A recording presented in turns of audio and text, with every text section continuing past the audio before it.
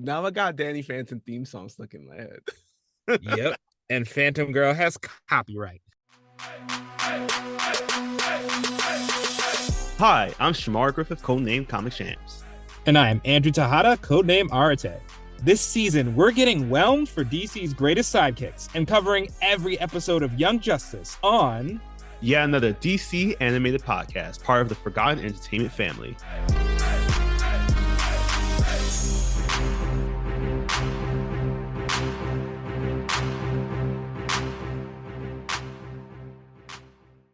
Welcome to yet another episode of yet another DC animated podcast. My name is Shamar Griffith, codenamed Comic Shams. And I am Andrew Tejada, codename Arate. Andrew and I have known each other since 1996. That was the year the Canterville Ghost dropped, a movie centered around an American family moving into a haunted mansion in England, where their family's young daughter could be the key to fulfilling a prophecy and setting the house's ghosts free from eternal imprisonment. It also has Patrick Stewart.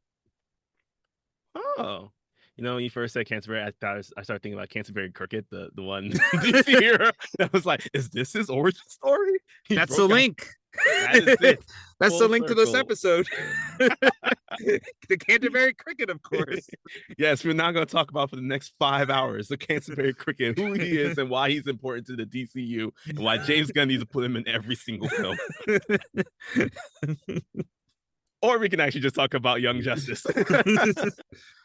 Yes, that's right, because we are talking about these ghosts. Well, I guess I don't know, phantoms actually is really the better word for them. Mm-hmm. We're talking about a bunch of phantoms who make a brave escape here in our last set of episodes for the Young Justice animated series. This is it. We have reached the grand finale. We covered all 99 episodes that were produced, starting with our last bunch today. Episode 22 through 26, we have Rescue and Search, Ego and Super Ego, Zenith and Abyss, Over and Out, which actually should have been the last episode title, but I digress. And finally, Death and Rebirth. So this episode, because of the collection, again, we are going through arcs of the main cast members, and this one in particular is for the season 2 leader of the team who quickly dropped out because no shade to him, but I love this character. He's one of my favorite superheroes of all time, as Nightwing is our arc leader here today. Timing for this episode is an updated version of August 29th, following the events of the Rocket arc. Mainly because shit went down during that last episode of the Rocket arc, all the way to September 17th.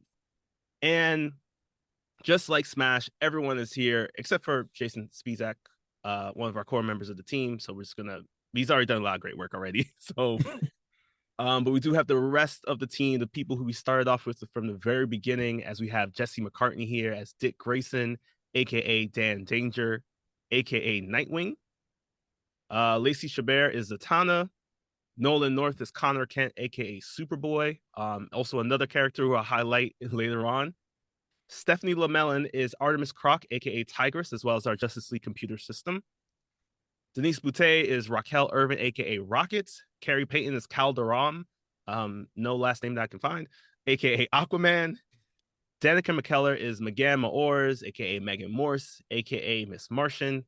And wrapping up our list here, we have Vanessa Marshall, who is Ursa Zod, and soon to be a very dramatic version of Shigo in this universe.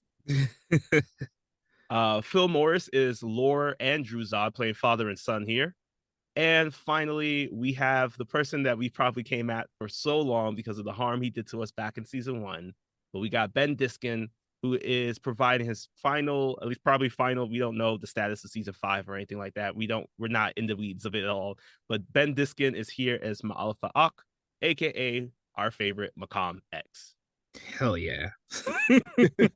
I don't support his actions, just his name. All right, so now that our cast lists and our stats are set, let's data tube over to the beginning of Rescue and Search.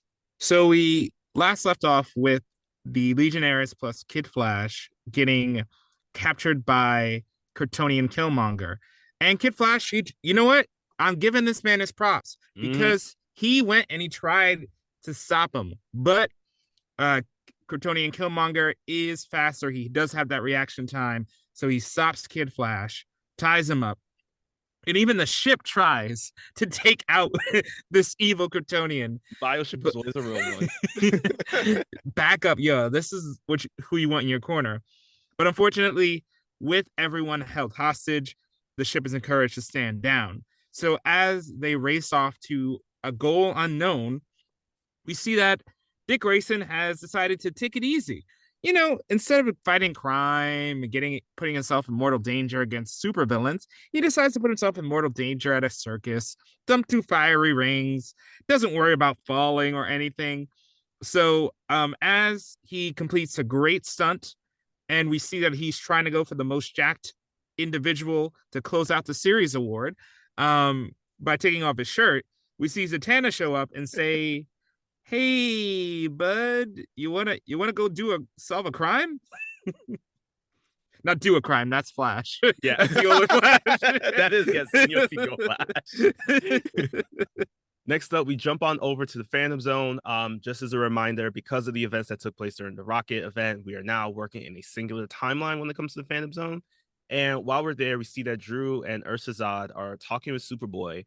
They're asking him some more details about who he is, how he got here, because as shown in the previous episode, the Phantom Zone projector security system for it didn't recognize Superboy as someone that was convicted while in Krypton, allowing the possibility for him to actually exit when Drew was being pulled out and no one else could get through. This is when Superboy, he states that, I feel like I am a criminal because I killed Superman, which obviously creates some more confusion because they don't know who Superman is.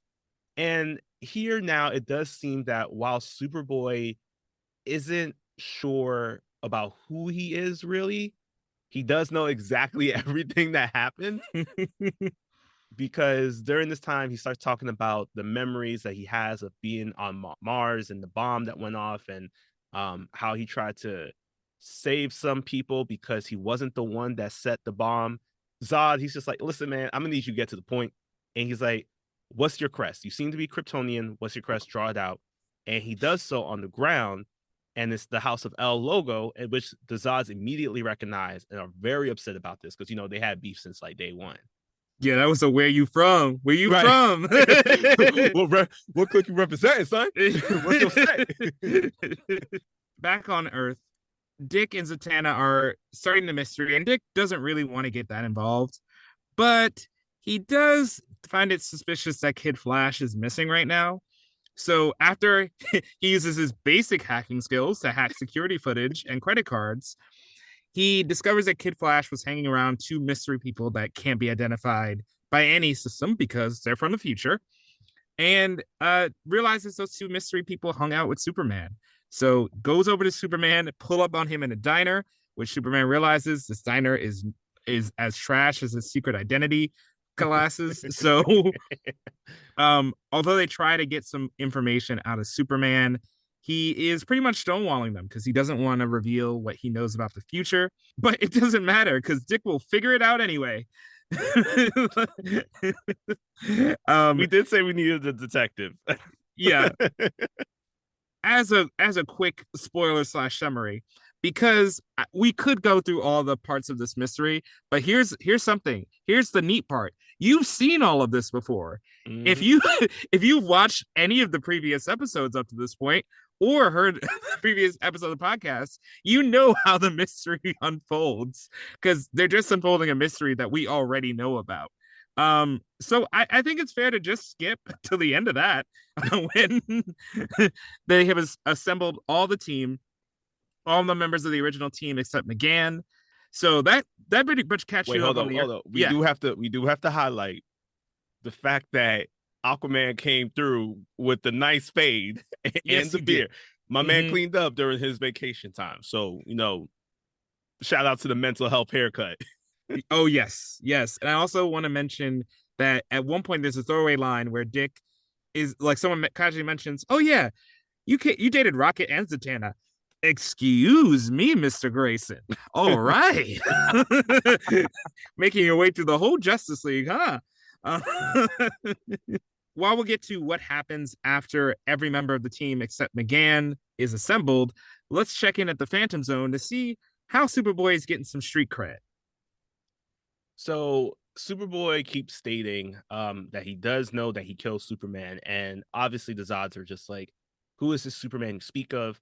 This is where we get the once again, you don't need to be here for the full rundown of Superman's origin, Superboy's origin, as well, because he states that as he's a member of the House of L. So now that they know this, they decide that like we're here with our kind of captor, so we're gonna go get some air. And in that moment, as shown in our previous arc, Phantom Girl is awake and she wakes up and she's like, Superboy, we need to get out because you're in great danger.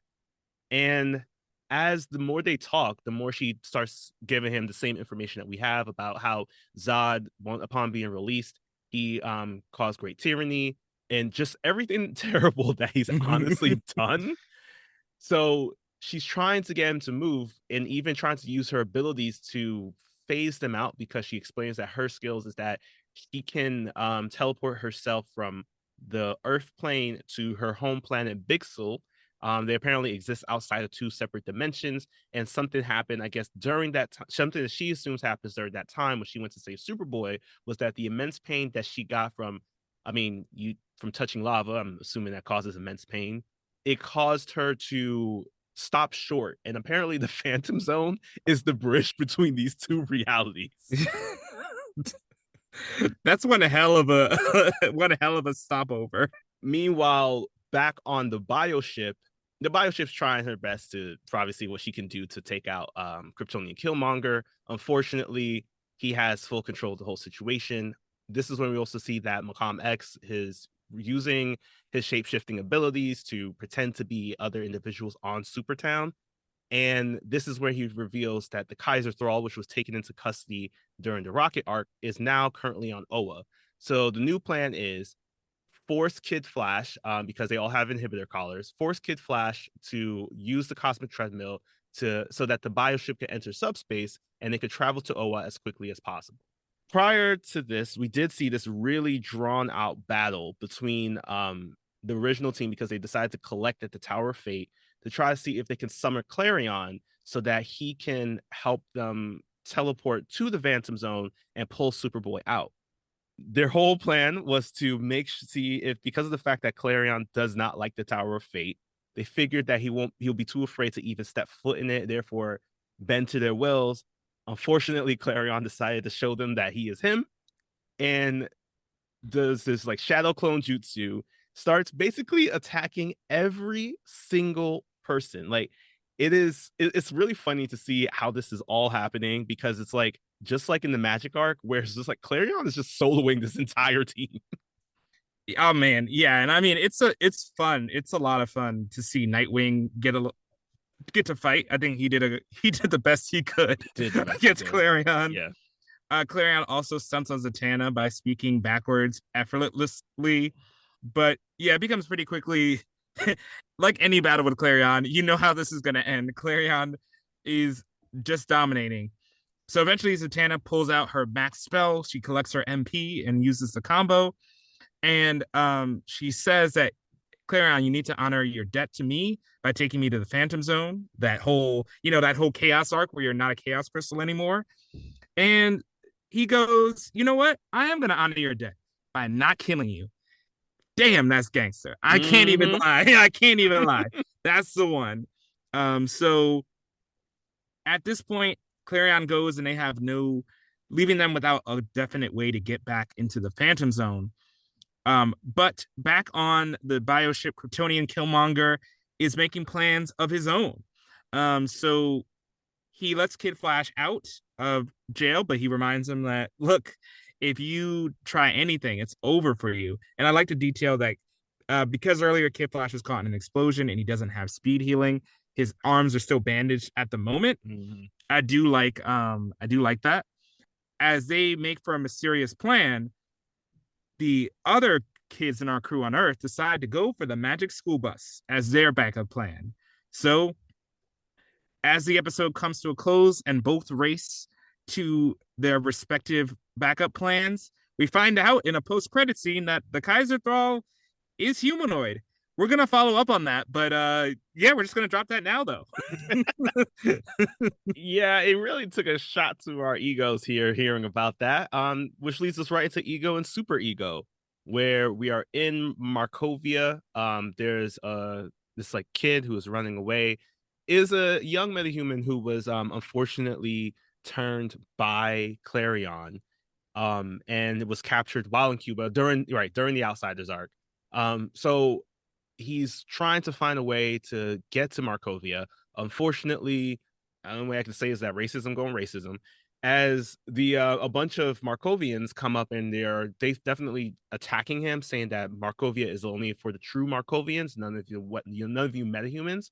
And the boy tries to defend himself. He's able to squirt some kind of like, I don't know, it was like blood or venom or something on this Mhm. one guy's face.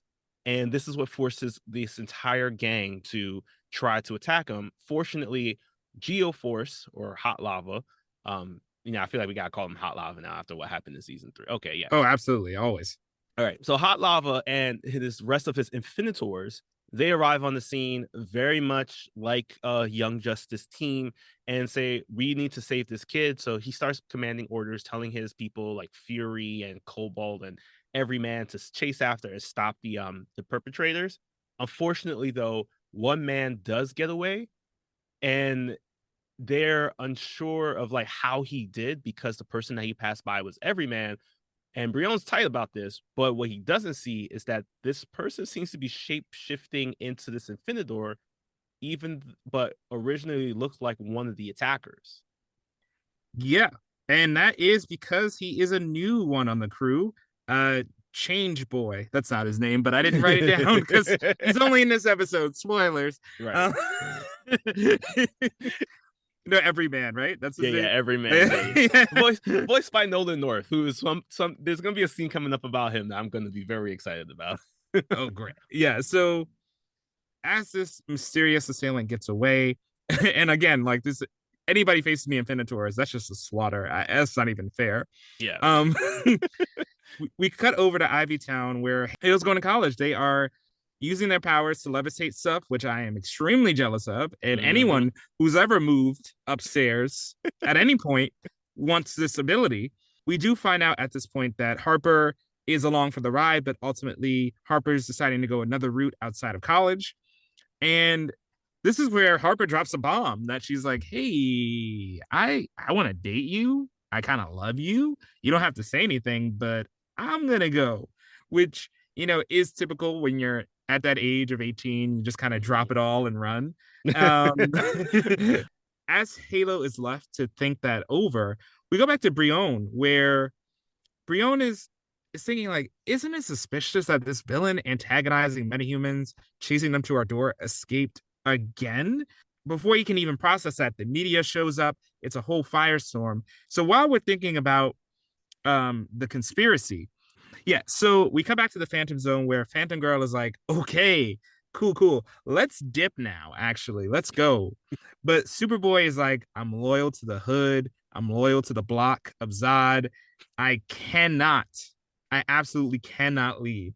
Um, yeah, so at this point, this is obviously a big problem for Phantom Girl.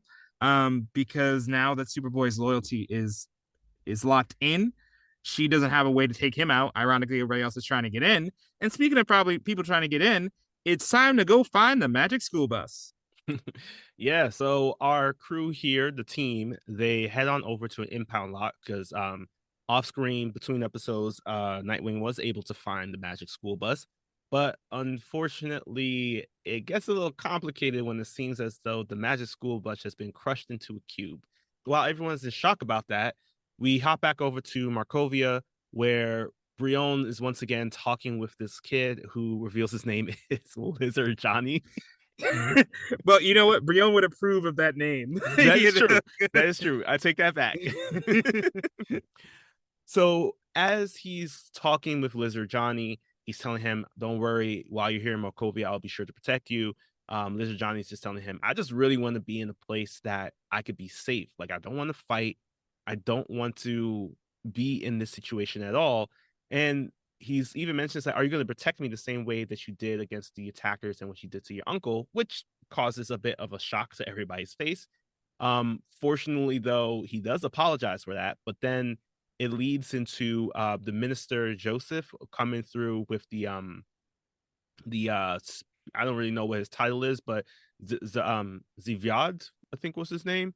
The person who's basically, we learned from last season, is now a member of the light with his metahuman abilities, and he is kind of influencing a lot of the conversation, so that it does seem that everybody is like on the same page of like, with Brion saying that like, don't worry, we'll protect you, and I'm not mad about you saying the thing about my uncle. I'm not hurt by it, even though in previous scene he did seem a little upset.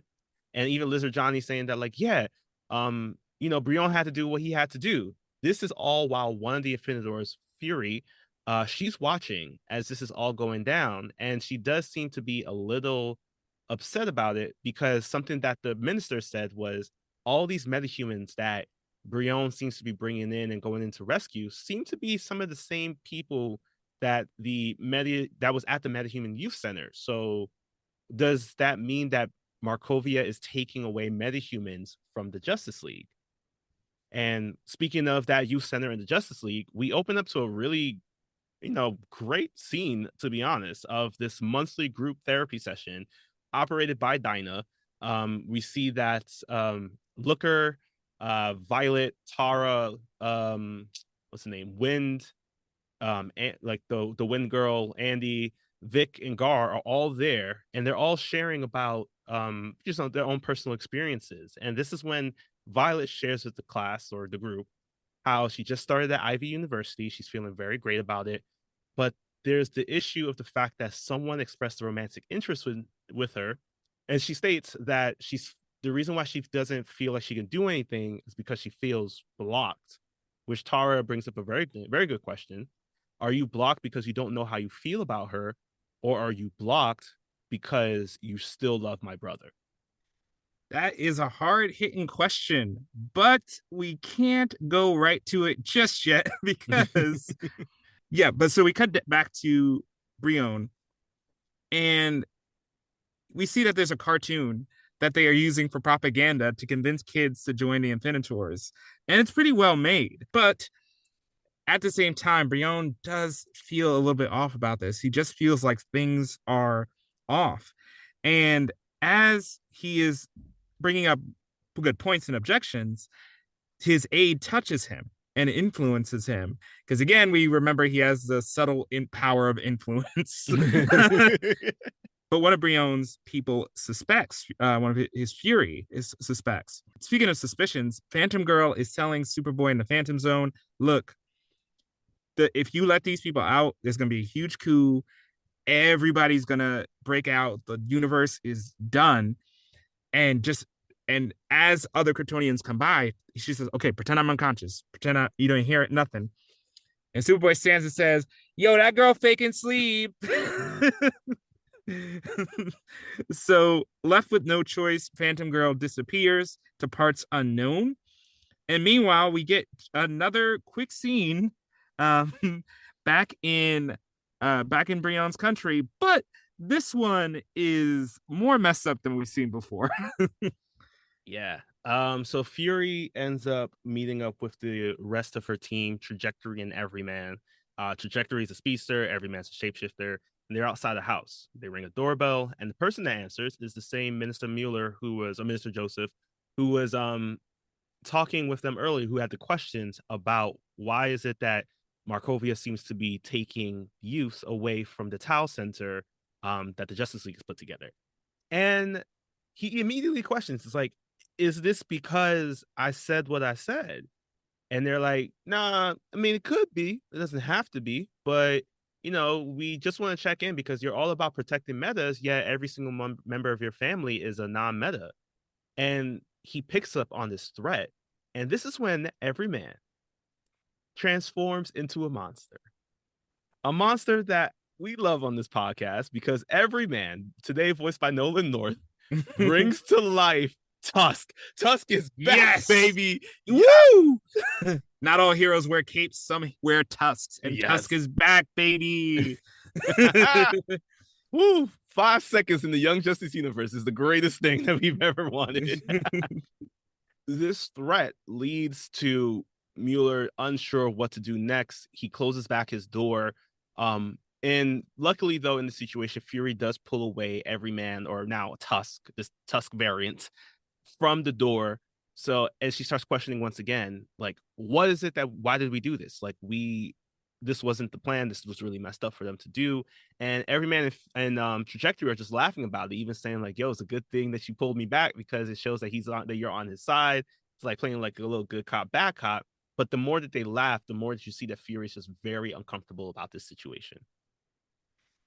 Yeah, and as she is kind of swallowing what's happened, we cut back over to the Magic School Bus yard, where since they found the Magic School Bus in such a terrible condition, they bring in the little goblins from the training episode, and they basically say, "Yo, Nightwing, we're gonna give you Nightwing's ride and his snacks." And Nightwing was like, "Yo, I am not Batman. I cannot afford this."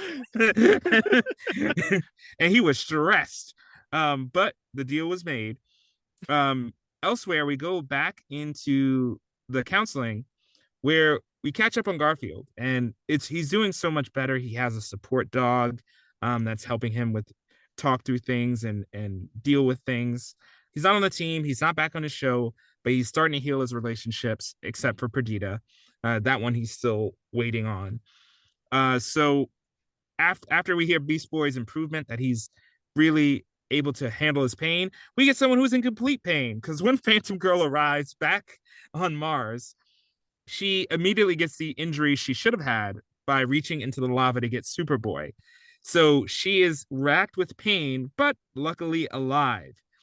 Speaking of pain, clean out your eardrums, Brion, because Halo just arrived to Markovia in a boom tube. Yeah, so earlier in the episode, it was recommended by Victor um that maybe Violet should reach out to Brion.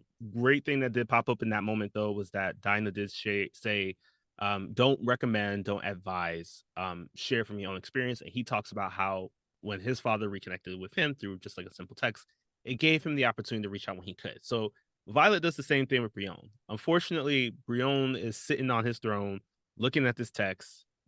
Violet boom tubes in because she's like, I don't understand why you're not answering my messages. Like, I saw that you read it. So as they start talking, it does seem though like they're coming to a moment of just like understanding of each other. And even Brion admits that he regrets some of his actions. And Violet is saying, like, all right, cool. Maybe we can get past this. Maybe there is something there.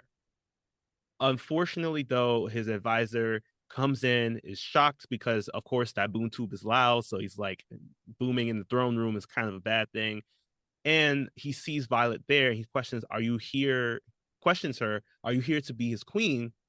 And she says no, to which Brion gets really upset about it because, like, it feels like Violet just came to tell him once again that he was wrong and that he needs to get fixed by her.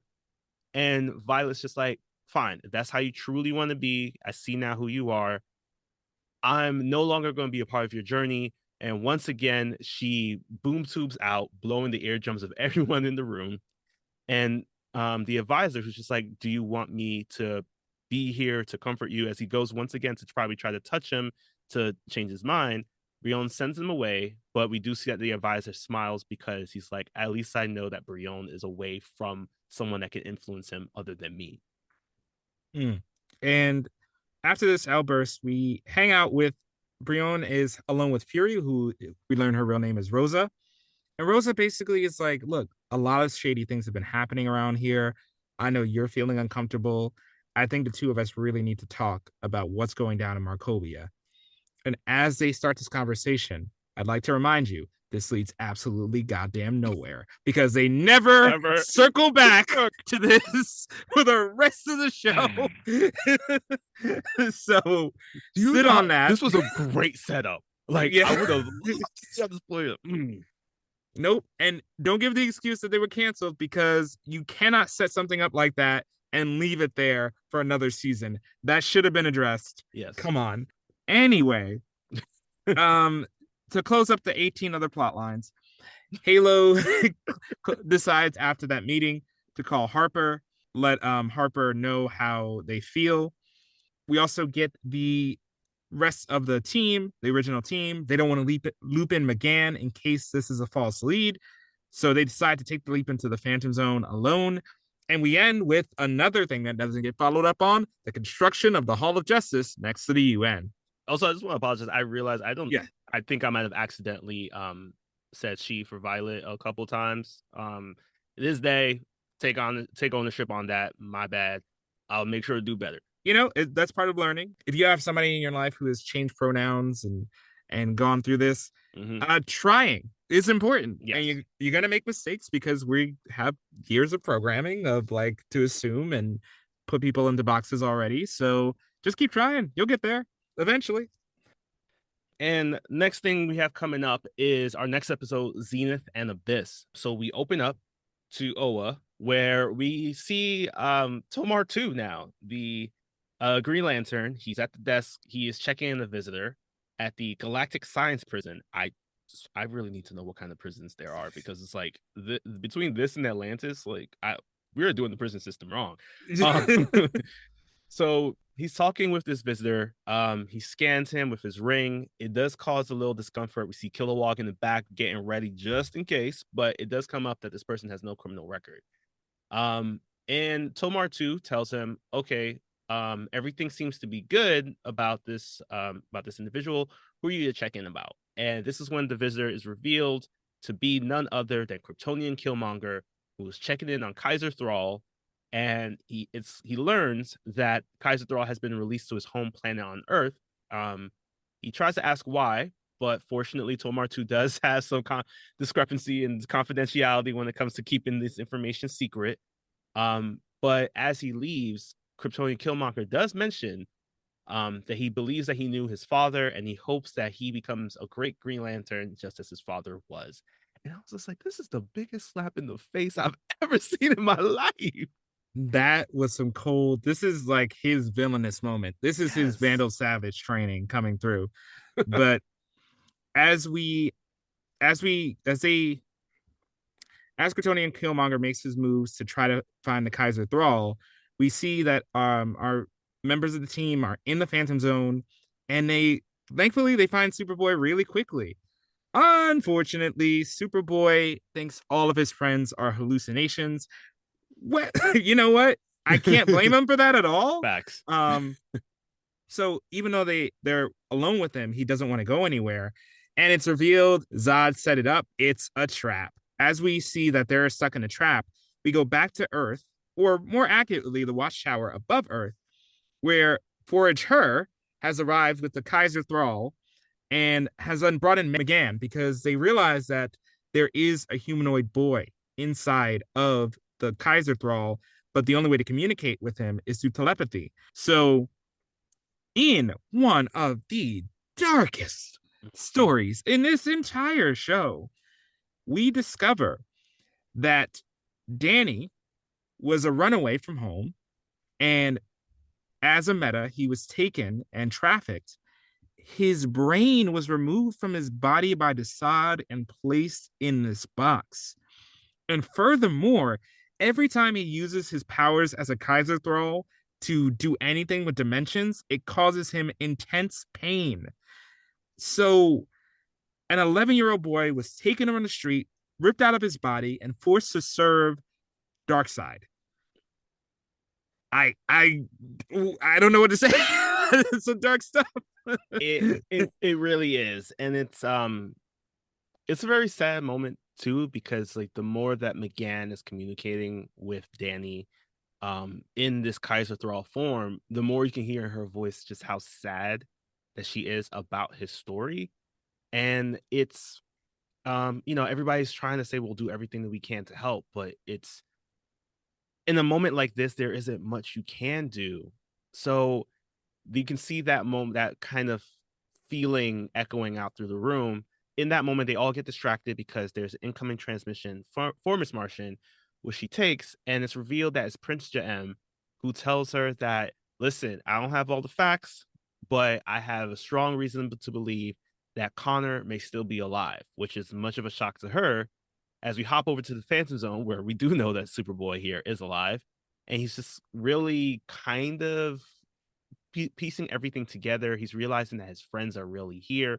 But Nightwing tries to play it along, saying that, like, maybe if everybody's cool, we'll be able to release everybody. But Superboy, because of his programming here through Zod, says, nah, he lying. This is when everybody's just like, we are your friends. We have to stop y'all. We have to at least stop these Kryptonians from getting through because they are criminals. We don't know what the situation is, and only criminal Kryptonians should be here. But this is when Connor's just like, I am a criminal though because I killed Superman, much to the shock of everyone in the room. And then we obviously see that on the watchtower, Superman arrives and Lightning gives the okay to move the satellite above the Zeta Shield, which allows Prince M and Phantom Girl to come along. And this is when Prince M introduces Phantom Girl, admits that he did a scan, but she didn't open up his mind to him. So therefore he has a reason to trust her, but not really trust her. So let's be careful of what we tell her. And she starts explaining everything. And gotta love this because it is everything we have seen in the show. It isn't things that happen behind the scenes. It isn't things that happened in secret that or like random small details that will pop up. It is legit everything we saw, and she explains everything to Miss Martian. While Superman uses his X-ray vision to see in her bandaged hand that she has a Legionnaire ring, and tells McGann, "I have reason to trust her. So I think we should move forward with whatever she needs, whatever she says." She didn't explain why her logo is clearly stolen from Danny Phantom, but we'll address that at another time. So, Oh so my gosh. I swear, side by side comparison, it's the same logo. Oh my Yeah, gosh. It same really color scheme. is. It's the same powers. Yeah, exactly. I mean, now I got Danny Phantom theme song stuck in my head. Yep. And Phantom Girl has copyright. So we also so now Kryptonian Killmonger is now one step ahead of the heroes because he realizes that he has access to the Legionnaire rings and that they can contact the heroes and kind of listen in. So Macom X says, I'll do you one better, and pretends to be the Legionnaires and talks to Phantom Girl to get intel about what the heroes' plans are and how to thwart them. And it's here when you see how much of a threat a rogue Kryptonian and a mind reading shapeshifter can be just by themselves. They don't even need the bug.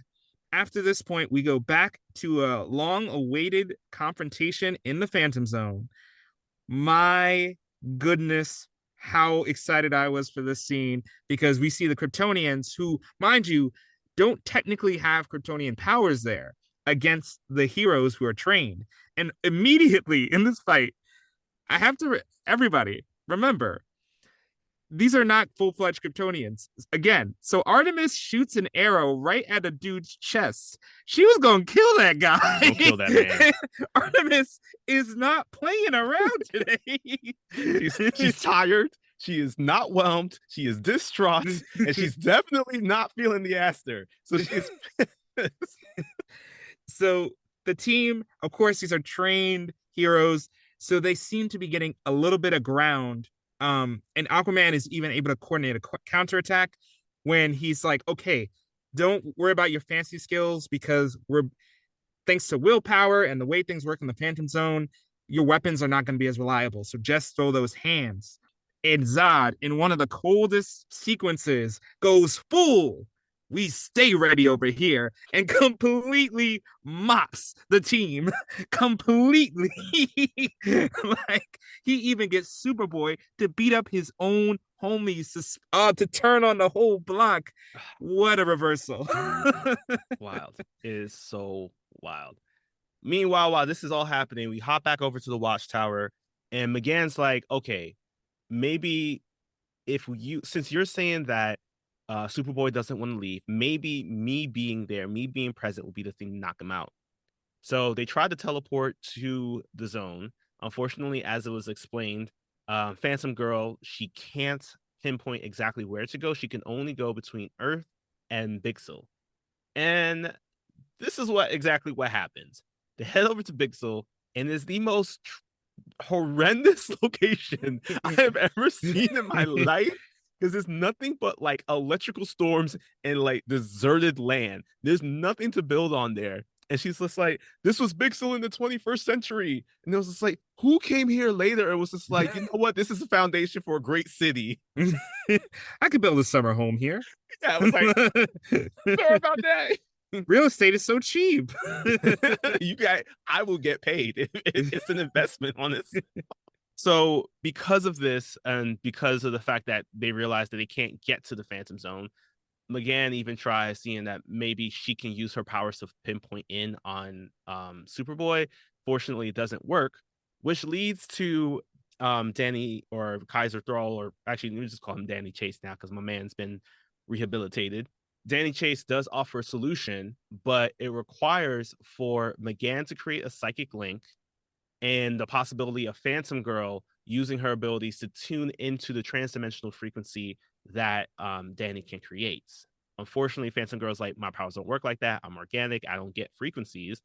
But through the suggestion of a mother box, Orion comes to play, and he boom tubes over. He talks about everything that happened. He even provides some details about, where'll be a good place to hold these Kryptonian criminals just in case they might make their way out of the Phantom Zone. Yeah, and I did wonder briefly why they didn't bring in Halo for this, but that's whatever. I guess they just forgot Halo was around. But in any case, they were moving into school. That's true. That's true. They didn't want to ruin the first day of college.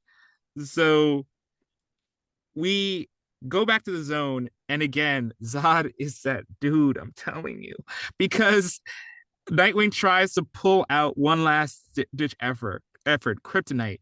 And because they're in the zone, it doesn't matter. Kryptonite doesn't matter. But Zod's like, I'm going to hold on to this as my super special tool for later. I also like how he flew up and he grabbed it. He was like, what is this? What is it? A rock? And just closed it back.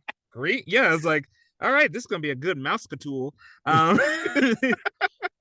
So now completely outmatched, Zatanna just says, all right, disappear no jutsu, and gets them all out of there.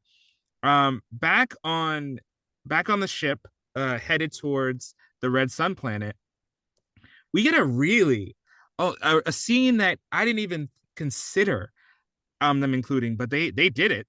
And Superman, at this point, he's like, hey, when we get to the Red Sun planet, I can't help. But Black Lightning also is like, get over yourself, bro. The team is stacked. You got me, you got Martians, everything is cool. So don't even worry about it. Now that they're confident, and I love Black Lightning for leading the Justice League, this is when, after they have all the ingredients in place to throw the mother box to Red Sun planet, they open up a hole to the Phantom Zone. And unfortunately, Superboy isn't the only one who walks out, because Zod comes out too. And right when it looks like, oh, the heroes have an advantage, Kryptonian Killmonger pulls up. Macom X forces the Kaiser Thrall to activate and attack all the heroes, leading them in a torturous hell. Superboy knocks out instantly from the injuries he should have sustained in the Phantom Zone, and the episode ends with Kryptonian Killmonger going up to his pops and saying, yo, what's up? You ready to rule this universe or what? And, one would say that this is how we close it, an over and out. Fortunately, though, our next episode is called Over and Out because we're continuing on. And we open back up to Trombus, where everybody is still in agony, unfortunately, due to the fact they were attacked by the Kaiser Mother Box combo here. And as Lord Zod, as Kryptonian Killmonger is I had to correct myself on that one. It was like, as Kryptonian Killmonger approaches his parents, he once again is stating like, yo, I'm your son from the future. And Drew and Ursa just like, prove it.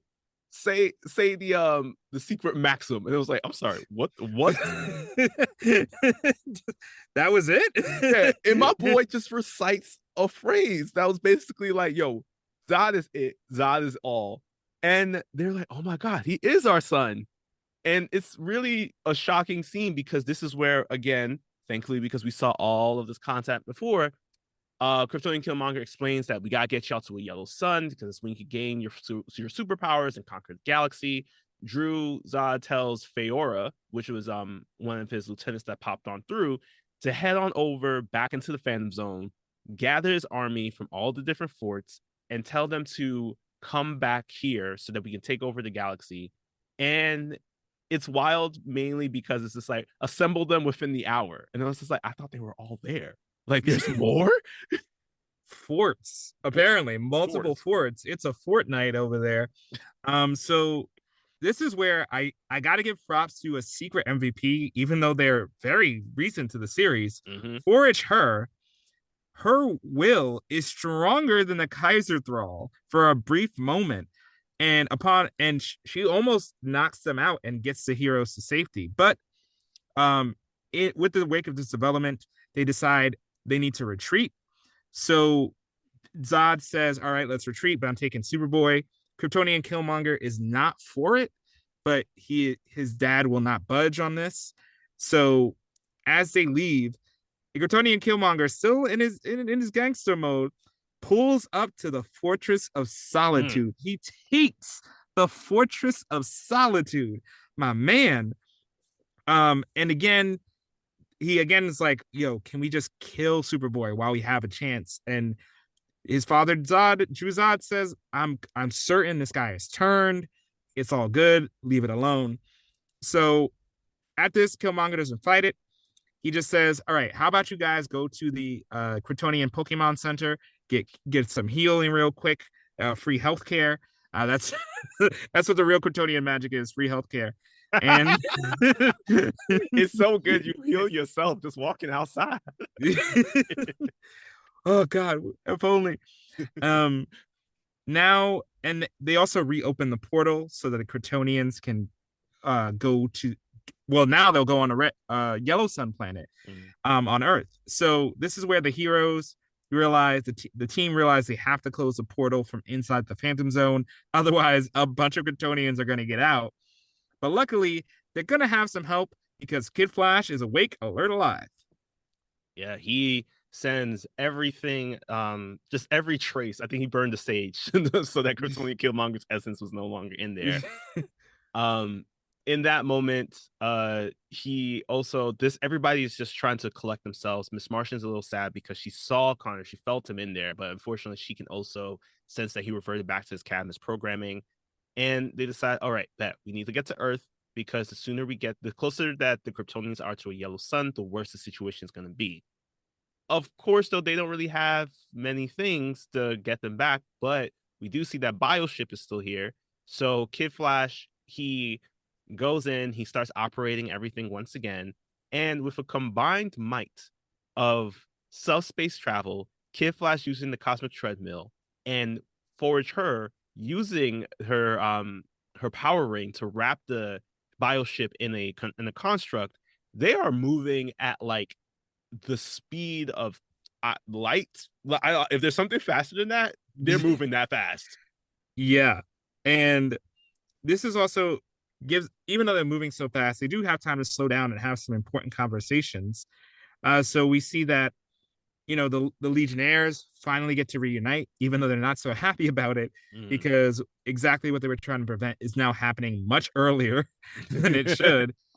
And they're rightfully questioning, did we mess up time worse by trying to stop him? Um, and Superman is standing alone, and this is where Jeff kind of approaches him, and it's like, you know what? I can't imagine how you feel. You must be excited that all these Kryptonians are here and you're not the last one, but also rightfully scared because these are the worst of the worst. They've been in the zone too long. What's going to happen? What are you going to do? And this is where Superman kind of says, no matter what happens, I'm siding with Earth, my people, the people I know, not the people I am just related to. So as they race towards Earth. We see on the other side of the Phantom Zone door, Calder says, "Hold the door." Nightwing says, "You shall not pass," as they take on every Kryptonian. Yeah, and they're doing a great job. There's even a reference to the Spartans and how a small and mighty feat is able to take on an entire army. Just check out 300. Uh, though probably not the ending. Just cut like 5 minutes before the ending.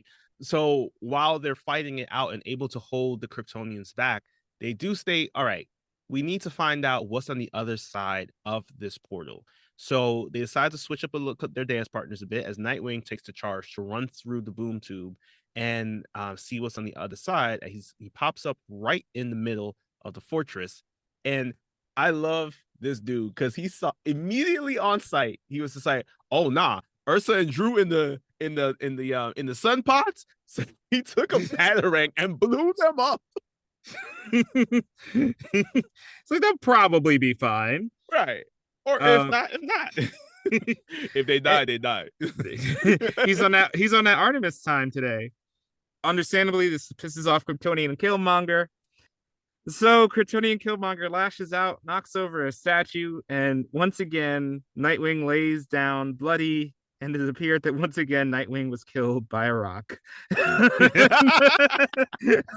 It's funny because I think that happened around the same time I first found out about Nightwing getting killed by the Rock in Injustice in the comic book storylines. And I was just like, yo, what's it about boulders and pebbles that this man just can't avoid them? That's his real nemesis. Um, The Rock, but not Dwayne Johnson. but to be serious, in a serious moment, his heartbeat does slow and fade away. And before we can really absorb this, Ursa Zod just gets a magical eye boost out of absolutely nowhere. Yeah, no. This came out of nowhere. She just gets magical powers just because she's mad. I um, and and as the last trifecta, if you're still at this point wondering what's going on, what won't help you is when Satana makes the Kryptonians fight each other in the zone. I was And mad that she didn't do that before, though, to be honest. right, why would you wait? And the Kryptonians go, "Build your rage, everybody!" And they just start getting all aggro, screaming, raging out, just so they can summon one of those creatures that we remember. And as the Kryptonian is trying to escape, she's like, I got 5 years. I've been here for 40. Feora, I believe, was trying to escape. She gets taken by the monster they summoned. Mm-hmm. You got to take the wheel because I'm my head's spinning from all this craziness right now. Yeah, she got instantly grabbed. Another person got instantly grabbed was Ursa, as she now becomes the new Emerald Empress. So for people, I think we've talked about that, her character in the Justice League versus the Fatal Five, because Emerald Empress is a 31st century villain. So somehow now, because of her rage, her building of the rage, she was able to get the Eye of Ekron. And this is when they're like, okay, cool, everything is coming up Millhouse for us. Unfortunately, though, this is when they do hear that the bioship is on its way. So they decide, you know what? Let's go find out what's happening. And as they sense the boom tube energy there, Superman's worried that the fortress may start attacking. But McGann's like, bioship linked up with Kryptonian systems, man, long ago. She good. And all this is happening when Ursa and Drew are given some time to kind of like look around. They're very upset seeing about Superman and his exploits. Malafa Ek, who's there, or sorry, Macom X, who's been there for a minute now. He's like our science person. He's just like, yo, this tube is about to collapse. We can't sustain this any longer. This is when we do see that the tube is starting to collapse a lot. So much that Satana's like, we need to get out of here because if we stay here, we don't know what happens to us. We may end up dying. And this is where we do see that they are trapped between a Kryptonian and a hard place because we see that Kryptonian Killmonger came through to help stop the fighting so he could get his people through. So he's on the one side with his full powers, while the other Kryptonians are still behind the rock the devourer because they plugged a hole with it in a very dumb way. And luckily, somebody's watched Game of Thrones and knows how to hold the door because Rocket puts a barrier that keeps Kryptonian Killmonger and the Kryptonians from advancing. But right when the boom tube is about to collapse, while everyone is able to get out, Rocket is stuck in the middle and is presumably killed in the boom tube collapse. To make matters even worse, Emerald Empress, who's been built up for the past 23 episodes, of course, takes out the bioship pretty much instantly because her magical powers are better than any sensors. So, and when the ship collapses, the only one left conscious and somewhat standing is Superman. And in a nice moment, Zod says, like, truly, man, I don't want to throw it. Look, I hate your house. All right. Let me get that. I hate your hood. We're never gonna be friends, but I would rather not fight. But if you kneel to me, we could talk. And Superman's like, bro, I get it, but I can't kneel. And Zod's like, oh yes, you can. And using the kryptonite he took from the zone, Mm-hmm. sticks it on Superman's chest. He's like, oh, you're on your knees now, aren't you, boy? And this is where Kryptonian Killmonger says, all right, we got them both. Let's get Superboy. Let's get Superman. Let's take them out. But Zod says, doing it out here near the fortress? Nah, that's not my aesthetic. Let's go somewhere else. So they boom tube over to this is a new place, Planet Circle. This is, I guess, the Daily Planet created a full on kind of park within Metropolis. The Zods enter with Superboy carrying Superman, who's very, very green from all the kryptonite poisoning. And they do cause some general destruction. This is where also Macom X takes all the cameras and points them towards Zod. And Zod announces, I'm here on Earth. I'm claiming this in the name of Krypton and also for the House of Zod. He tells people that, like, yo, I already took out the best of your best, and I even swayed the people who could have been following up after them. And he shows Superboy holding Superman, and he says that the only thing left to show you my power is to have Superboy kill Superman. And in that moment, we see that the Emerald Empress goes over to Superboy. He's wearing a solar suit, but he's still very disfigured from all the burns that he's still healing from. And she changes the House of El crest on his suit to that of Zod's. And in that moment, we start seeing Superboy start to hallucinate all the scenes of the times when he had killed Superman. And now you see that Superboy looks up, he sees Lex, but it's actually Zod telling him to complete your orders, complete the mission, complete the task I've assigned for you in the name of Zod. As our episode closed with the death of Superman. But luckily, just like in our previous seasons, there's a death and a rebirth, which is the title of our final episode of Young Justice. Yeah, so this one starts out pretty strong. Again, Superman is right there. He's right on the brink of death. And Zod makes a point that Jor-El could have sent Superman to the New Gods, could have sent him to Oa, could have sent him to all these planets. But I think he sent him to Earth because he wanted Superman to be a god. He Mm-hmm. wanted Superman to take advantage. And what did he do? He didn't pull an Omni Man. He decided to be nice to humanity and help them and go hand to hand with them. So this is a really interesting philosophical idea, but I'm going to need you to put all that big brain thinking away because we're about to get into some wild stuff because it is revealed over at the Fortress of Solitude that everybody who was unconscious was faking their injuries. Why they didn't just jump them while they were at their weakest point, I don't know. I think that would have been the best time for them to fight back, but I can't tell you, people. Like I can't tell you how Nightwing Say it with your chest.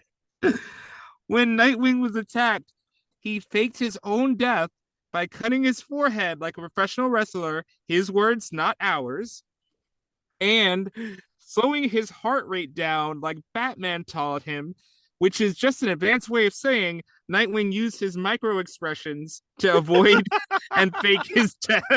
Oh, yeah. Yeah. Shout out to the Forever Evil story, comic book story arc for creating that way of Nightwing slowing down and start pretending to fake his death. I feel like that's something that's going to be used very much often in future productions. Because Batman and micro expressions and faking and slowing down your heart rate. Great skills. So fortunately, though, everyone is very happy about everyone actually being alive. It's discovered that through explanation from Nightwing and McGann talking with each other, that one, they know Connor's alive.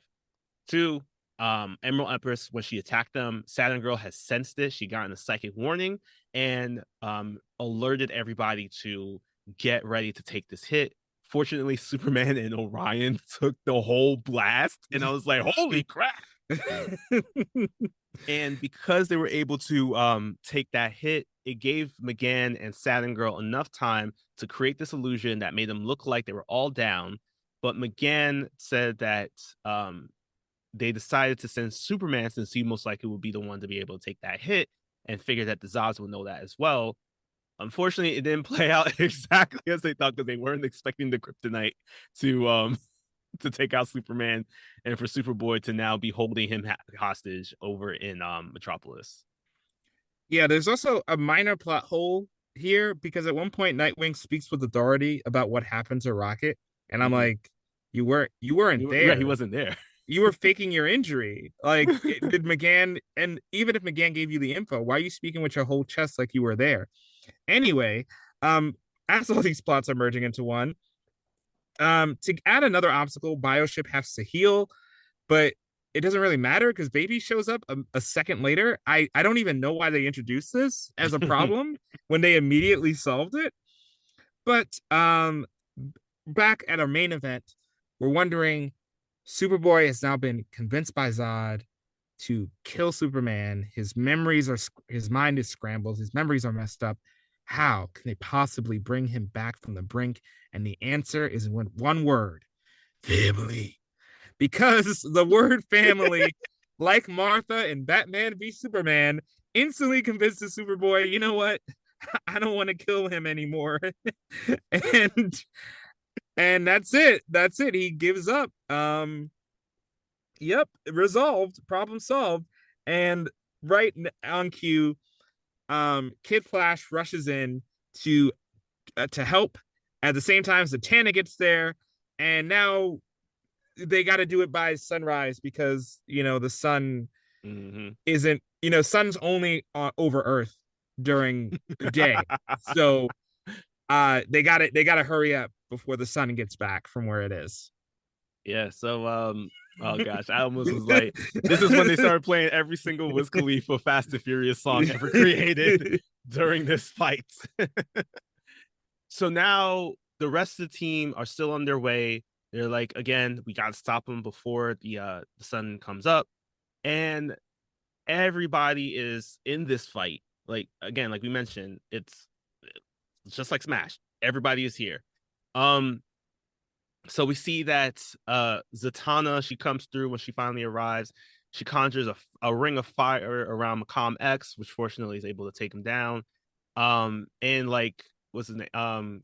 Aquaman, he's able to create like an eel to grab onto the Mother Thal and throw him into the sewers that was able to close off the boom tube.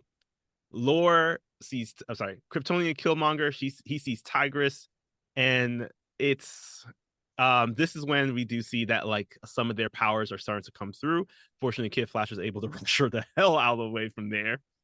And when Macomb X is just like, "Yo, I can sense Zatanna. I could take her out right now."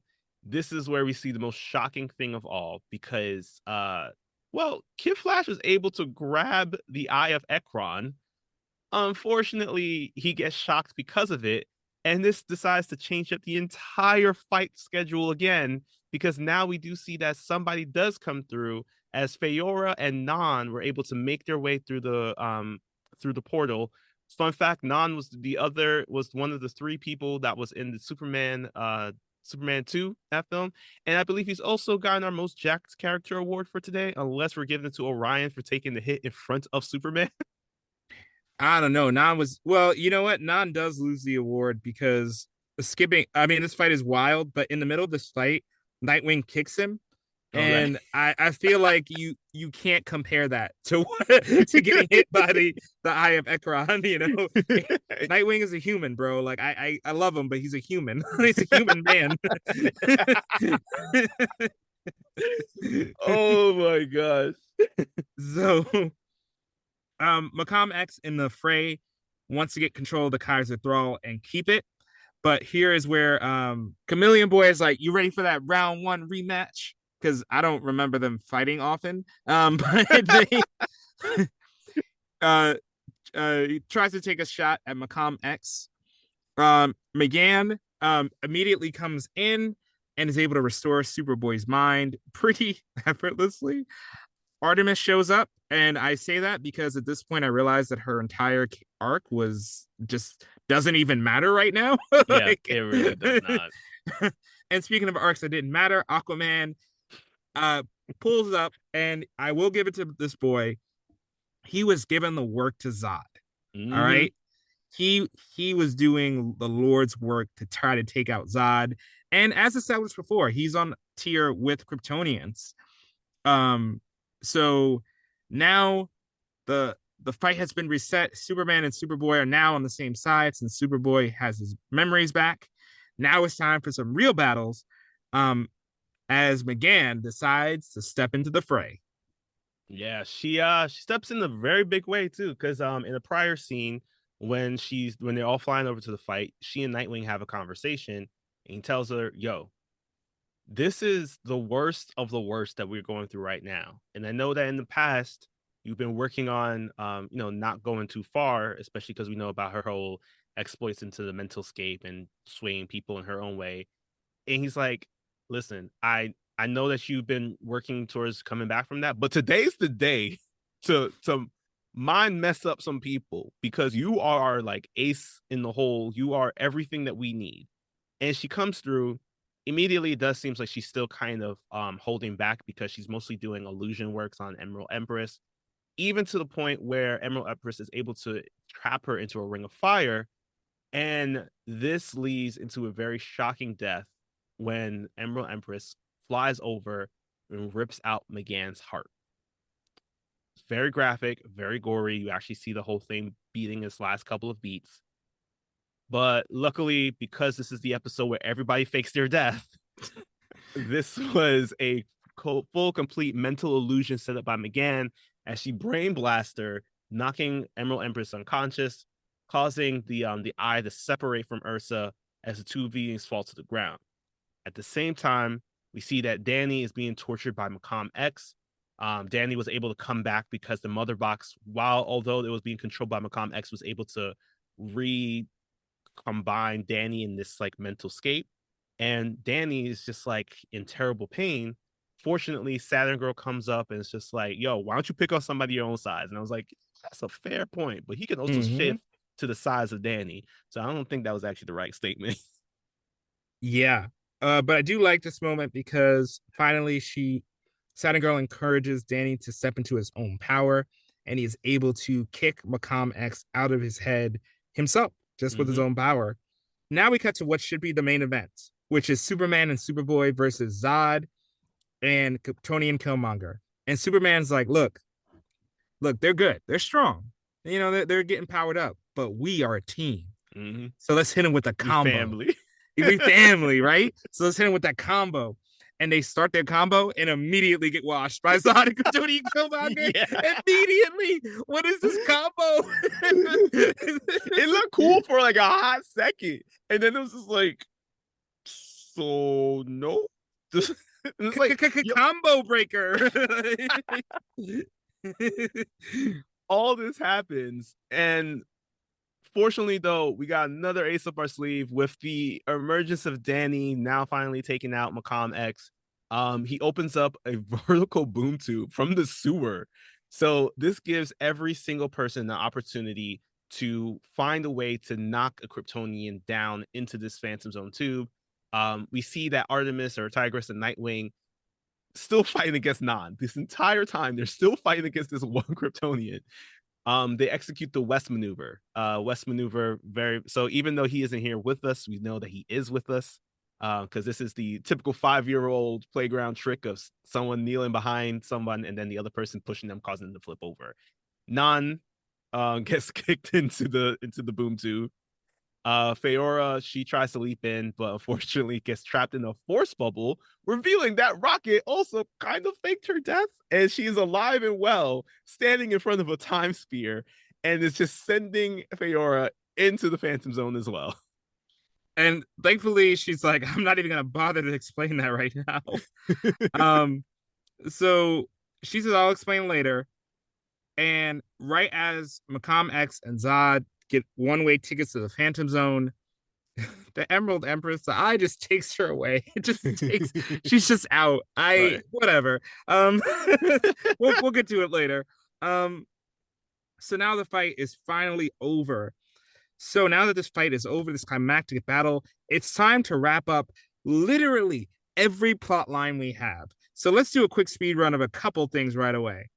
First of all, Beast Boy is on TV. He says thank you everybody for supporting his mental health battles and what he's been going through. And I think it's a really nice message. I think it's 20 episodes too late, but it's a really nice message. Jonathan Kent is now messed up for life because now he learns that people can come back from the dead sometimes. So good luck explaining when Ma Pa Kent die of natural causes that they're not coming back. The wedding starts and McGann's parents come in. At this point, Emery, her sister, who's living on Earth, decides to reclaim her original birth name, accepting her status as a white Martian in a white Martian family. Violet and Harper are literally in the background. They don't get any lines to worry about. Black Canary says, hey, we need a sanctuary for heroes to get their mental health back together.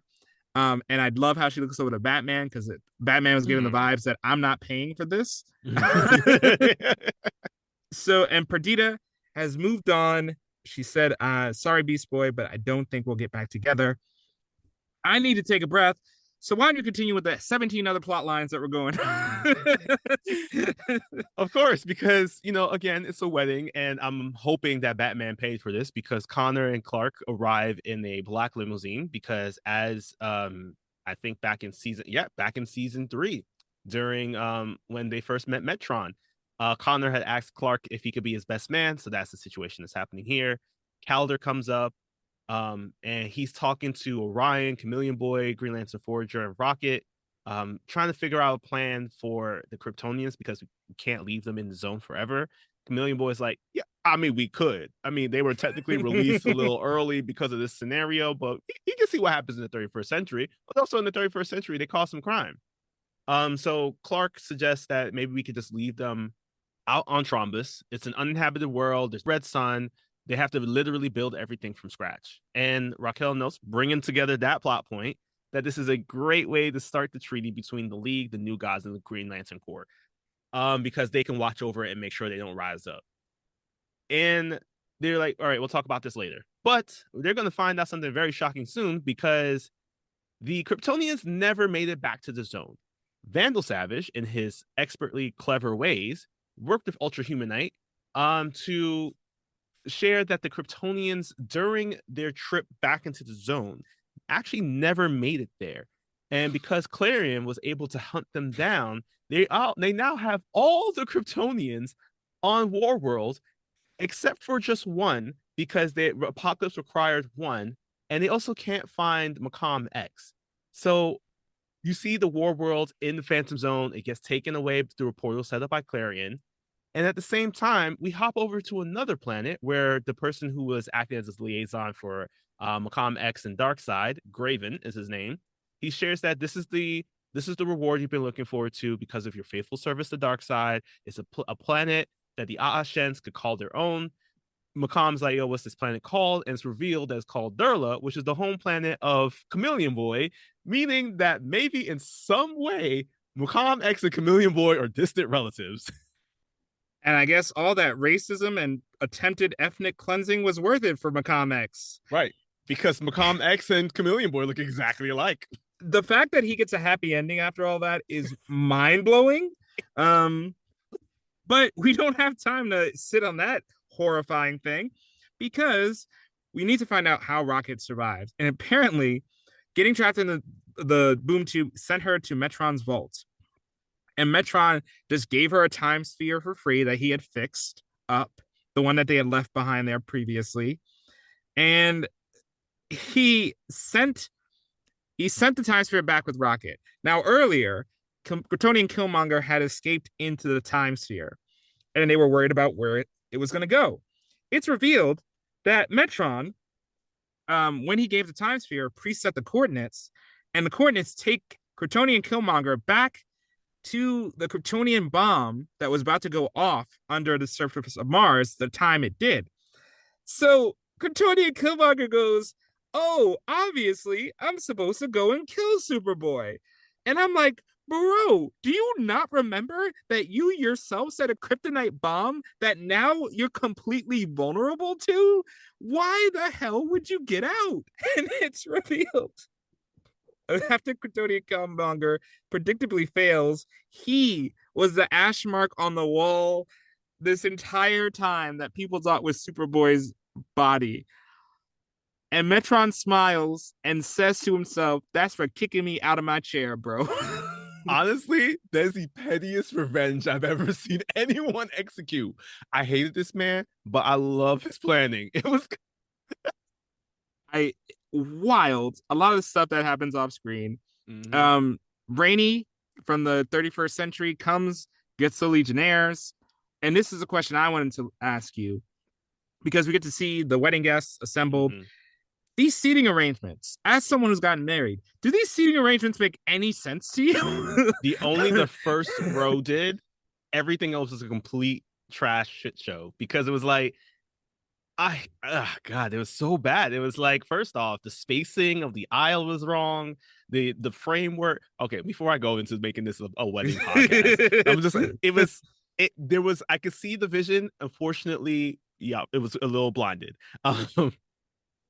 And speaking of Mm. blinded, we also go talk about Emerald Empress, because now she is using the eye to fly over to Daxam. She does know now that she is pregnant with the unborn child of Drew Zod, and she's like, "I'm gonna get vengeance back for my husband," knowing that Lord Zod will, or sorry, Kryptonian Killmonger may return once again. Hopefully, he keeps the hair. Um, and we start wrapping up our story here with Lucas Carr has arrived, and then we also see a white limousine arrive. And this white limousine is Miss Martian. She's here, and I gotta say, it was a very nice wedding dress. Mhm. And fortunately for them, because I don't know how much they had to pay for this wedding, but the Legionnaires decided to leave. Actually, not fortunately for them, because if they had to pay for their plates, I'm gonna need somebody to send me a bill, like some money from the 31st century, because them plates are hefty. Yeah, I feel like they leveraged a favor they had from Batman to just get this all paid for. Yeah. So after we zoom in on a guy who, look, I gotta use this allowance here. I don't Mhm. know who the fuck was talking next to Icicle Jr. Who was Oh, that guy? Like, what? that was our boy Marvin, the Marvin the Martian, the from the guy that was pretended to, oh right, because you blocked out the harm episode from your memory. Right, Um but would you invite him to your wedding after that? I wouldn't really invite him, but I guess because technically he's actually the first like normal friend that Superboy made when he went to school. That is the reason why he was invited to that wedding. Where he was seated for dinner, we won't know. Thankfully, we won't. Well, now that that's out of the way, finally, Superboy and McGann, they finally get married like they've been trying to do all season, after exchanging some sweet vows. And in the post-credit scene, we cut to Apocalypse. We see that Black Mary is there, and now she's one of Darkseid's Furies. And the second person that's there, that's one of his Furies, is Supergirl, who apparently ended up in the Phantom Zone by herself and was rescued by Darkseid. So they decide out of all of the Kryptonians they could have taken, they take Supergirl. Yes, of course, the series didn't get another season after this, but had they gone through with this plot line, it would have literally been the plot line they just did with Connor. about a Yeah. Kryptonian turn to evil, and also Darkseid saying like thinking like these two people are going to make a difference. I don't want to tell Darkseid how to do his job, but I am absolutely sure Black Mary and Supergirl ain't gonna quite cut it against the entire might of the Justice League. That's true. Black Lightning told us that, like, listen, we against many Kryptonian criminals, we got this on lock. So yeah, that with that that teaser that isn't gonna go anywhere and a wedding that's been a long time coming, we end our series there. So while I still go take some time to calm down from the fact that the Legionnaires left, and that's probably like $1,000 a plate for that food, we're gonna leave you with this podcast in the Forgotten Entertainment family that you should be listening to the next time you're not listening to us. Hey there, I'm Mr. Black. And I'm Mr. Green, and we're a couple of guys who met in a comic book store. Together we host the Pint O Comics podcast, where we invite listeners to join us to talk about movies, TV, comics, music, or just whatever. We'll be joining up with the fine folks at Forgotten Entertainment for a special limited series called On the QT, where we talk Tarantino. Every week for 10 weeks, a guest will join us to chat about every Quentin Tarantino movie, from Reservoir Dogs to Once Upon a Time in Hollywood. So join us starting in May 2021. On the QT is available wherever you download your podcasts and is part of the Forgotten Entertainment family. Ooh, that's a bingo. All right. So 5 episodes here that set up the Nightwing arc, that also completed the animated production of our series. So there is a follow-up, the comic book series we call Young Justice Targets. We'll talk about that as well, but not today, because right now we're going to focus on what was the most whelmed episode from our bunch today. I'm sorry, you said whose arc? Nightwing? Was he in this? But no, I think the only episode that could be the most whelmed is the only one that didn't piss me off. Zenith and Abyss. Right in the middle. It was a really fun episode because we get to see Kryptonian Killmonger be tactical. Him and Macom X were a deadly combo, and both sides were one-upping each other. The story of Danny was really hard-hitting and effective. The confrontation in the Phantom Zone is really fun, how that keeps flipping. So it was an episode where things kept flipping, like a good Young Justice episode. It's not black and white. Everything keeps flipping sideways. So I really liked the tension, the reversals. It was really fun. I won't get into it because we've covered 5 episodes today, so I won't break down all my problems with the other ones. But it basically amounts to 2 things the other episodes do, is either because it's the rush to the end, they cram in too much information, and as a result, a lot of off-screen information that we weren't rewarded with, or in the case of the first episode of this arc, literally retracing steps to do things we've already done before. Yeah. So it just felt like you have such little time. We know all of this already. Nightwing does not need to put together a mystery that has already been solved.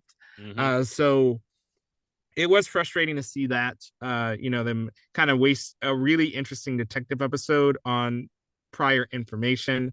And I'll say also Ego and Super Ego were very close, but for the pure fact that Brion's arc is never finished, it could not emerge from this group. So where does that leave you in this last group? Who's the most whelmed for you? Yeah, I'm also going to give it to Zenith and Abyss because it did feel like everything about it, strong storytelling, interesting things with like what was happening with Danny and the whole thing about him with the Kaiser Thrall. It connected. I feel like it connected a lot of stuff to the bigger mythos of not only within Young Justice but also just the DC universe in general. I also agree. Ego and Super Ego were great. Also, I have my I think I also really enjoyed Over and Out, and I think that's just because of the fact of like that battle, like seeing how it's just like we don't know which way to go in this, and it's like everything already seems lost and we can't go any further. It was a great way of telling that story and seeing what sacrifices had to be made at this point. But Zenith and Abyss definitely the best because it gave us an opportunity to see how what we've been asking for a bunch of times in previous seasons of show us throughout past episodes how everything comes into connection here. And it did that. It did a great job with that. I agree. Even though the first episode of this arc kind of does it, I think what could have been done to not show like Nightwing just going to each person's place and showing that like, hey, all these characters are in this show too, and they're all connected to it. Let's just have him maybe just like explaining, doing the detective work, looking at the board, and each time that he picks together a new piece, still have it be like a single shot or frame of him there, and then like the person who's providing that information just appear on screen. Like, I don't know if I needed really to see him going with Zatanna to all these places. And then it's just like, Zatanna, do the thing where you just show them the mind and then they show us what they were thinking. And now we have that information. We can play that out. I think that was a lot because I wish I kind of could have just, given the fact that we're like, we need a detective, I kind of wish that we saw him at the board doing the detective work a little bit more versus like, I'm just hopping around to different things. Like, because it felt like we're just taking scenes from previous episodes and swapping characters. Mm-hmm. Yeah, exactly. I think it just such a good premise and such an exciting premise, just not used in the most efficient way here. My grand RTA alteration, the last one I have for Young Justice as we close up, I would have not only loved to see one more episode of Superboy on Earth and Evil, but my radical RTA alteration, instead of love snapping him out of it, Lex would do it. Lex would be around, you had enough time. There were so many plot lines. Lex would be introduced, realizing Superboy is Katniss programming. He goes to try to take advantage. But right when Superboy is about to kill Superman, Lex realizes, damn it, there are worse Kryptonians out there, namely Zod. And at that point, Lex finally frees Superboy from Cadmus programming, making it so that he can never revert back. And with the strength of mind, Superboy by himself, not with McGann's help, is able to piece everything back together and then get back to business. I think that would have been a nice change up. And like, I get it. McGann putting his mind back together is, symbolic and cute, but I would have loved to see a different take on it. I would have loved to see an evil and the master of evil himself have to reverse it. I think that would have been really rewarding. Yeah, I can see that. That would have been good. Because I think that we see McGann being the one to reassemble his mind many times already throughout, just not even just like in this set of episodes, but in the series as a whole. Like she tends to be the one to piece his mind back together.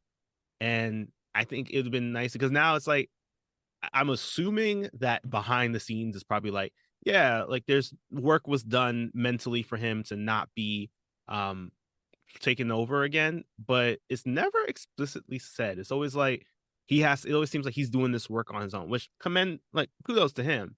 But then it's like when you hear other individuals like Red Arrow being able to have his mind swept of this programming, is the same happening for Superboy? It just feels like you just have to assume that is, but I agree. I kind of wish there was a way that we could just say he's been completely broken from the programming. He's not going to revert back.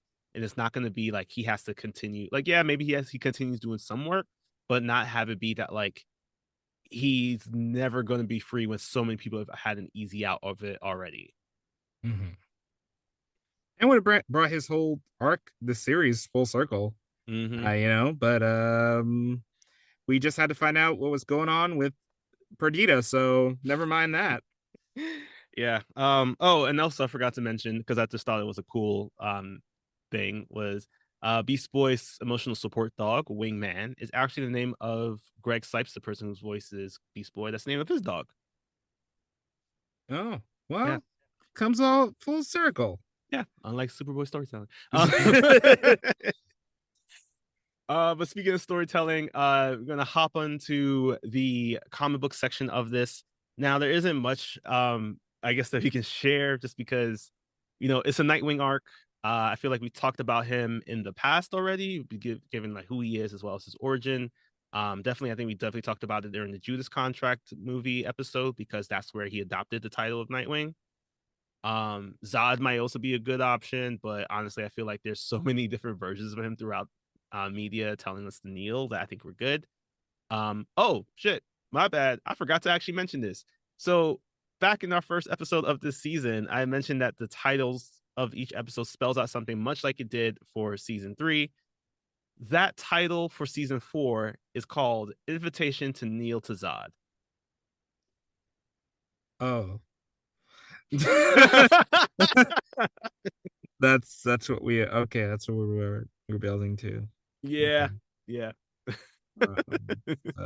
That's great. That's great. Yeah. No, the funny thing is, I feel like he didn't say it as much as I wanted him to say it. Like, I wanted every line to be like, "Hello, kneel before Zod. I like my coffee with cream and sugar. Kneel before Zod." Yeah. It's a very like Teen Titans Go joke, but I'll accept it. I would have taken that over what we Yeah. got. But yeah, so no, I don't think we should talk about Nightwing. I don't think we talk about Zod. However, there is a character that's a nice middle ground between the two if people really want that, and that's Zod or Kryptonian Oh. Killmonger. Damn, I thought you were gonna see Tusk. All right, Lord Zod then. Yeah, one day, we'll get the full Tusk animated comic book breakdown. Like we'll work on it. the TCU. Oh man. So Zod, he more recently in comics has been portrayed as a child of Zod, just like we saw here.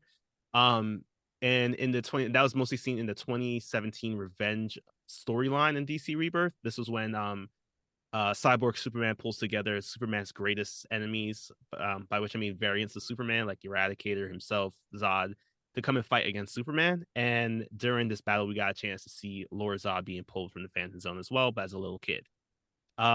He unfortunately doesn't have the locks, but he does have a similar swoop of the hair. Okay. Well, yeah. I guess I'll take it. So, and also in his future state, he is a part of the Peacemaker Suicide Squad. So I think he's like an anti-hero. Some people like future state, some people don't. Do with that information what you will. But we also got a chance to see a even great, like I guess a greater version of Lord Zod in our Gods and Monsters movie. Wait a minute. Oh yeah. Yeah. Hernan Guerra is Lord Zod. Wow. It's coming full circle. But we will talk about right now the actual original origin of Lord Zod and the initial concept of him that first appeared in Action Comics number 844 back in December of 2006. So really new, or at least like relatively new. He was created by Richard Donner, Jeff Johns, and Adam Kubert. Unlike his Young Justice counterpart, he was actually born in the Phantom Zone. And his story came about when a rocket appeared out of nowhere and was making its way towards Earth. Fortunately, Superman was able to stop it from crashing, and inside the rocket, he found a young child. Along with this young child, he found some Kryptonian writings, and he's just like, all right, we got a Kryptonian kid here on Earth. We don't know how he came to be, but because Superman had been so connected to the U.S. government, of course, he had to turn this child over to U.S. custody. And the U.S. be U.S.ing when it comes to aliens. So they started to experiment on him. And this is when Superman, thankfully, was able to take full custody of him because after the U.S. government learned that he truly was Kryptonian, Superman was just like, I'll take care of this kid. And thanks to Batman, Batman was able to hack into the system, and they were able to hide this kid's identity even further by fabricating the foster child, Christopher Kent, that Superman and Lois would take care of. Okay. So they're raising this kid. It's all great. Unfortunately, his powers are starting to come together. So Superman at one point creates like a little wristwatch that emits like a red sun, to kind of like die down his powers a bit. But then it's soon discovered that the rocket that he was in apparently was able to create a portal from the Phantom Zone, allowing Zod, Ursa, and our Jack character in the running Non to arrive on Earth. And they immediately take over. They are able to kick Superman into the Phantom Zone. And this entire time, Christopher Kent, he's like trying to figure out what to do, but his main goal is mostly to protect his foster mom long enough for another Kryptonian descendant, Mon-El, to go into the Phantom Zone and bring Superman back. Of course, Superman being Superman will end up saving the world. But it was discovered that the only way to close the portal was to send everything back, and that included the rocket and Chris. So Chris, at a very young age, decided to make this heartfelt sacrifice. He gave his heartfelt goodbye to ensure that his parents weren't going to be able to come back into Earth. And it was a sad moment, but fortunately he wasn't gone for long, because we learned that while he was in the Phantom Zone, time worked differently there. And in the 2008 news Krypton storyline, we learned that while he was traversing through the Phantom Zone, he has aged up. He's now at least like a 20 odd year old individual. Um, and he was able to find a piece of Brainiac tech that allowed him to connect his consciousness to another Kryptonian, because at this point it's found out that Kandor is around. So after the events of Brainiac and Superman fighting, we found out about Kandor. Superman was able to release Kandor, very much similar to what I think we talked about during the Brainiac Superman Unbound movie, with that first encounter that they had. Now that Kandor exists and is out, Chris is able to connect with the Kandorian science officer Thara Akbar, and they orchestrate his rescue. But they also find out that there are a bunch of Kandorians on the planet that are really loyal to Zod, and they're planning to strike Earth to take it over. So in order to protect Earth from this imminent threat, because they're like, we're the only ones that know about this coming. I don't know why they didn't share it with anybody else. They decided to adopt the identities of the legendary heroes of Krypton, Flamebird and Nightwing. Okay. Yeah, so that's it. There's more that happened out of that. To talk about it even more, I think honestly you just check out the comic, y'all. But yes, so Nightwing is actually the name of a superhero from back in the day on Krypton. When Dick Grayson was trying to figure out his identity post Robin, he spoke with Superman, and Superman told him from his files about finding out about these two individuals. And Dick Grayson decided to go with the name Nightwing. So because at that time, Dick Grayson had moved up to become Batman due to the fact that Bruce had died, it meant that Nightwing was available. So Thara and Chris decided to become Flamebird and Nightwing, respectively. There's explosions, there's fires, there's like some cool suit looking things that they have on too. But that was the connection that I found, I'm assuming, was the reason why they decided to put Lord Zod, rise and fall, really, in this Nightwing arc, because of that connection. Well, comics have lore. Yes. So yeah, that is the lore of Lord Zod. Unfortunately, he hasn't been popping up as of late. He's mostly been doing like little cameo scenes. I'm unsure if there are plans to bring him back, but I feel like everybody's going to be more so for the Zod storyline.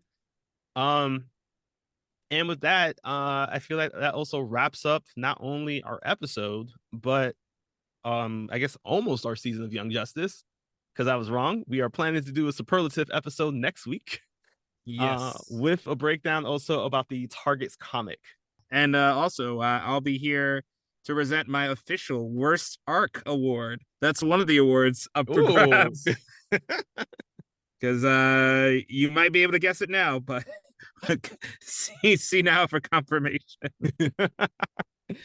All right, so be sure to check out our socials and Patreon for more content and news about that upcoming episode.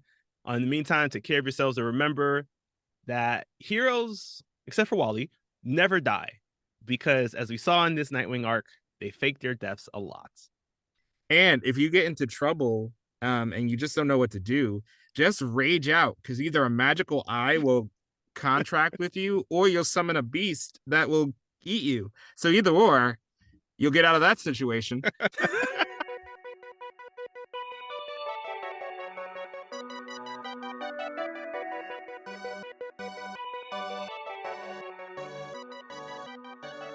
Thanks again for listening. Yet another DC animated podcast is a proud part of the Forgotten Entertainment family. If you liked what you heard, leave a review and share us with a friend. Also be sure to follow us wherever you get your podcasts and on social media at YA DC Animated Pod.